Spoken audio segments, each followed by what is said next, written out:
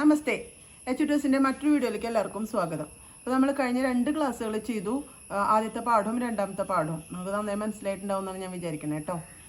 അപ്പോൾ നമ്മളിനി 3ാമത്തെ പാഠത്തിനെ കുറിച്ച് പഠിക്കാനാണ് പോണത്. പ്രധാനപ്പെട്ട ക്വസ്റ്റ്യൻസ് ആണ് നമ്മളിവിടെ എക്സ്പ്ലെയിൻ ചെയ്യാൻ പോണത്. അപ്പോൾ ക്വസ്റ്റ്യൻസ് ഞാൻ വായിക്കാം, എക്സ്പ്ലെയിൻ ചെയ്തു തരാം. അപ്പോൾ നിങ്ങൾ നന്നായിട്ട് ശ്രദ്ധിക്കുക കേട്ടോ.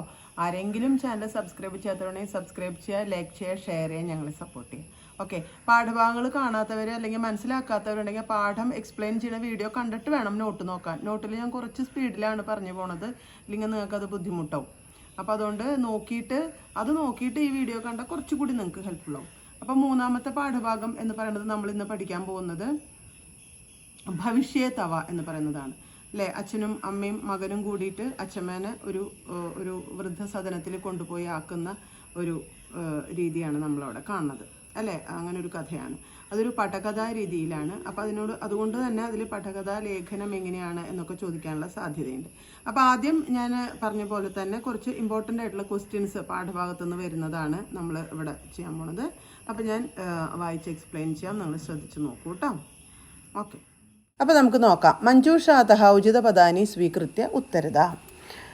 വിശ്വചലച്ചിത്ര ഇതിഹാസേ പ്രഥമം സംസ്കൃത ചലച്ചിത്രം ഭവതി ആദിശങ്കരാചാര്യ. ആദ്യത്തെ ചലച്ചിത്രം ആദിശങ്കരാചാര്യരാണ് കേട്ടോ. സാലാരം നാമക്കിം. സാലാരം എന്നാൽ വൃദ്ധസദനത്തിൻ്റെ പേരാണ് കേട്ടോ. പുത്രഃ സ്നുഷാച്ച ഡാഷ് സോപാനമാർഗേണ ബഹിരാഗച്ഛതി. എവിടെ നിന്നാണ് പുറത്തേക്ക് വന്നത്? കാര്യാലയാത്. കാര്യാലയസ്യ ദേഹല്യം സ്ഥാണുമവലംബ്യ ഉപവിശതി അപര ഡാഷ് വൃദ്ധമാതാ. വേറൊരു വൃദ്ധമാതാവ് അവിടെ ഇരിപ്പുണ്ടായിരുന്നു. സോപാനസ്യ വാമതഃ ഏകാ പുരാതനി ദ്രോണി ആസീത്. അതാ പ്രകോഷ്ഠേ തസ്മിൻ ഡാഷ് വർത്തതേ ഉഷ്ണം വർത്തതേ. ഖിന്നഃ ഇതി പദസ്യ സമാനാർത്ഥഃ കഃ ദുഃഖിതഃ. തത്ര വ്യജനമേകം സ്ഥാപ്യതാം. കസ്യാഹ വചനമിദം? റോസ്യാഹ. ദിനാഭ്യന്തരേ മൃതിസ്താസാം. കസ്യാഹ ഇദം വചനം? പത്ന്യാഹ.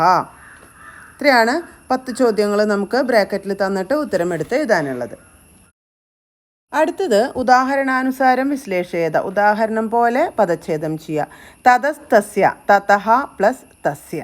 അപ്പോൾ നേരത്തെ പറഞ്ഞതുപോലെ വിസർഗം നോക്കി അതുപോലെ ഫില്ലപ്പ് ചെയ്യാൻ പഠിക്കണം. മൃതിസ്താസാം മൃതിഹി പ്ലസ് താസാം.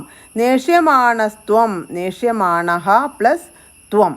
അപ്പോൾ 2 സ്ഥലത്തും വിസർഗം ഇടാൻ വിട്ടുപോകരുത്. ഓക്കെ, അത് മാത്രം ശ്രദ്ധിച്ചാൽ മതി. ഉദാഹരണത്തിൽ തന്നതുപോലെ തന്നെ.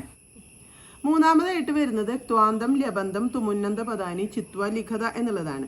പുത്രഃ പരിവൃത്യ അവലോകയതി. റോസി ആഗച്ഛതി. റോസി വദതി. ലക്ഷ്മ്യൈ വ്യജനം അനപേക്ഷിതമേവ. ഈദൃശമുഷ്ണം സോഢും സ സമർത്ഥ ഏവ. ഏതദസ്മാദപി അസഹ്യമുഷ്ണം സോഢ്വാ ഏവ സ ഭവന്തം അപോഷയത്.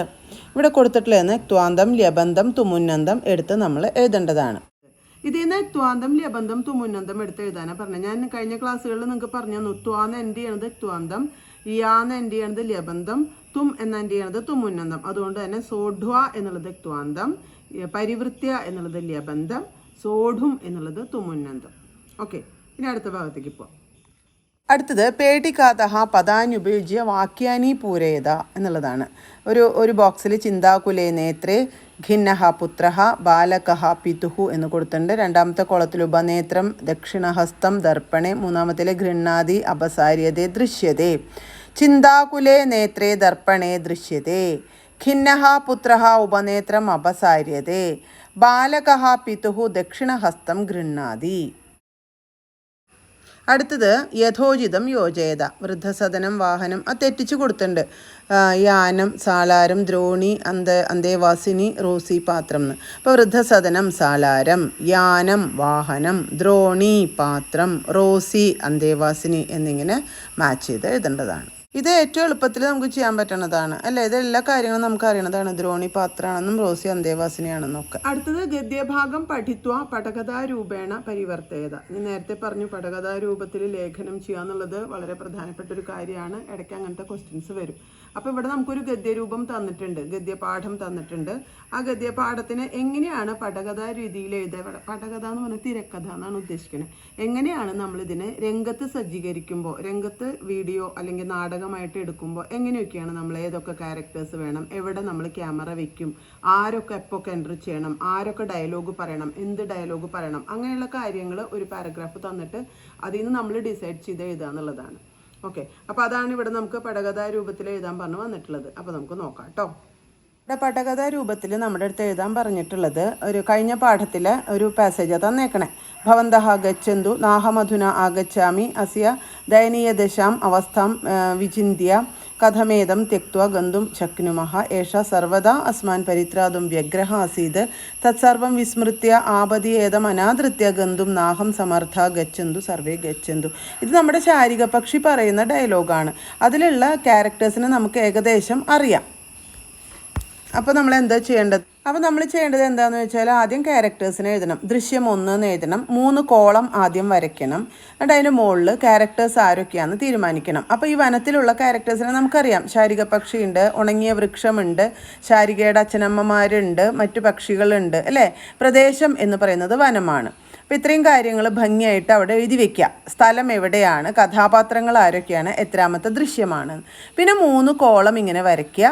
രംഗവിവരണം, സംഭാഷണം, വിനിമയ. വിനിമയ എന്ന് പറഞ്ഞാൽ ക്യാമറ വെക്കുന്ന സ്ഥലമാണ്. അപ്പോൾ അത്രയും എഴുതിയിട്ട് സംഭാഷണം നമുക്ക് സ്റ്റാർട്ട് ചെയ്യാം. സംഭാഷണത്തിൻ്റെ കോളത്തിൽ മാത്രം സംഭാഷണം എഴുതണം. രംഗവിവരണത്തിൻ്റെ കോളത്തിൽ ഈ രംഗത്തെക്കുറിച്ച് എഴുതണം. അപ്പോൾ കാനന മധ്യത്തിലാണ് ഈ വൃക്ഷം നിൽക്കുന്നത്, ഉണങ്ങിയ വൃക്ഷമാണ്, അതിൽ കുറച്ച് പക്ഷികളുണ്ട്. ആ കാര്യമാണ് ആദ്യത്തേൽ അവർ എഴുതിയേക്കണത്.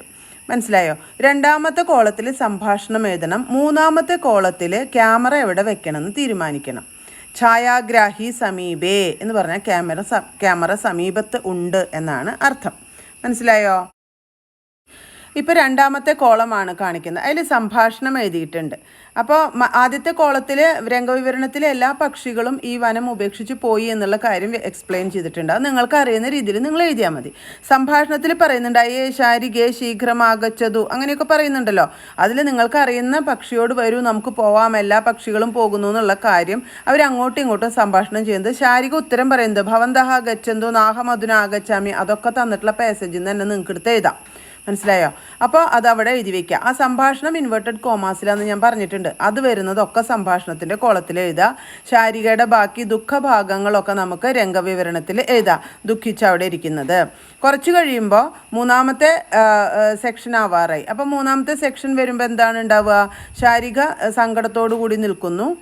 3-ാമത്തേൽ ശാരികേനെ കുറിച്ചാണ് കൂടുതൽ എക്സ്പ്ലനേഷൻ. അപ്പോൾ ഛായാഗ്രാഹി ശാരികാം വിപുലീകരോതി എന്ന് പറഞ്ഞാൽ ക്ലോസപ്പ് ഷോട്ടുകൾ. അപ്പോൾ ശാരികേനെ സംബന്ധിക്കുന്ന ക്ലോസപ്പ് ഷോട്ടുകളാണ് എടുക്കേണ്ടത്. അത് കഴിഞ്ഞിട്ട് പിന്നെ ഛായാഗ്രാഹി വരുന്നത് വൃക്ഷത്തിൻ്റെ സമീപത്താണ്. അപ്പോൾ വൃക്ഷത്തിൻ്റെ സമീപത്ത് വന്ന് വൃക്ഷത്തെ ചുറ്റിപ്പറ്റി ബാക്കിയുള്ള കാര്യങ്ങൾ, അതായത് താപസി പ്രത്യക്ഷപ്പെടുന്നു, വൃക്ഷം പൂത്തുലയുന്നു, അതൊക്കെ വൃക്ഷത്തിൻ്റെ സമീപത്ത് നിന്നാണ് എടുക്കേണ്ടത്. അങ്ങനെ അത് അവസാനിക്കുന്നു. അവസാനം ആ രംഗഭാഗത്ത് വരുന്നത് പച്ചപ്പ് നിറഞ്ഞ വൃക്ഷം മാത്രമാണ്. അപ്പോൾ ആ കാര്യമാണ് തത്ര ശീതള അനിലഹ വിജച്ചാല, അവിടെ തണുത്ത കാറ്റ് വീശുന്നു, വൃക്ഷം ഈ ശാരികയെ ഊഞ്ഞാലാട്ടുന്നു തുടങ്ങിയ കാര്യങ്ങൾ വളരെ സന്തോഷകരമായ ഒരു അവസ്ഥ കാണിക്കാൻ വേണ്ടിയിട്ട് ആ രംഗവിവരണത്തിൻ്റെ കോളത്തിൽ അതിനെക്കുറിച്ച് എഴുതുക. അത്രയും. അത് കഴിഞ്ഞിട്ട് ആ താപസി പറയുന്ന വാക്കുകളും അവിടെ ചേർക്കുക. ഇതൊക്കെ പാസേജിൽ തന്നിട്ടുണ്ട്. അപ്പോൾ അതൊക്കെ അവിടെ നിന്ന് എടുത്തിങ്ങോട്ട് എഴുതുക മാത്രമേ വേണ്ടൂ കേട്ടോ. ഇങ്ങനെയാണ് പടകഥ എഴുതേണ്ടത്. ഓക്കെ, അപ്പോൾ പടകഥ എഴുതാനും നമ്മളിപ്പോൾ പഠിച്ചു അല്ലേ. ഇപ്പോൾ ഏകദേശം പ്രധാനപ്പെട്ട ഭാഗങ്ങളൊക്കെ നമ്മൾ കവർ ചെയ്തിട്ടുണ്ട്. ഇനി നമുക്ക് അടുത്ത പാഠത്തിലേക്ക് പോവാം. അപ്പോൾ എല്ലാവരും നന്നായിട്ട് പഠിക്കുക. ആർക്കെങ്കിലും സംശയങ്ങളുണ്ടെങ്കിൽ നിങ്ങൾ ക്വസ്റ്റ്യൻ ചോദിച്ചോളൂ, ഞാൻ ആൻസർ മറ്റേ ഇതിൽ നോട്ട് അയച്ചാൽ മതി. കമൻറ്റ് ബോക്സിൽ കമൻറ്റ് ചെയ്താൽ മതി, ഞാൻ ഉത്തരങ്ങൾ തരാം കേട്ടോ. പിന്നെ ക്ലാസ് ഇട്ടിട്ടുള്ളത് കാണുക, അപ്പോൾ കുറച്ചുകൂടി എളുപ്പത്തിൽ മനസ്സിലാവും. ഓക്കെ, അപ്പോൾ നമുക്കിനി അടുത്ത വീഡിയോയിൽ കാണാം കേട്ടോ. ഓക്കെ, ആരെങ്കിലും ചാനൽ സബ്സ്ക്രൈബ് ചെയ്യാത്തവരുണ്ടെങ്കിൽ സബ്സ്ക്രൈബ് ചെയ്യുക, ലൈക്ക് ചെയ്യുക, ഷെയർ ചെയ്യുക, ഞങ്ങളെ സപ്പോർട്ട് ചെയ്യുക. Thank you.